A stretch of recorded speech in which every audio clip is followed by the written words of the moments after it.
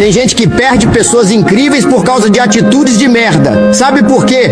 Porque às vezes a gente não percebe o impacto das nossas palavras, das nossas ações e principalmente da nossa falta de cuidado com quem está do nosso lado. Uma pessoa incrível não precisa ser perfeita, mas ela te oferece amor, paciência e presença. Se você não está cuidando de quem está perto, alguém lá fora vai. Então preste atenção no que você faz, no que você fala e no que você deixa de fazer. Reconheça o valor de quem está contigo hoje, porque quando a ficha cair, talvez seja tarde demais para pedir desculpa, para mudar ou para ter uma segunda chance. Cuidar de quem a gente ama é um ato de coragem.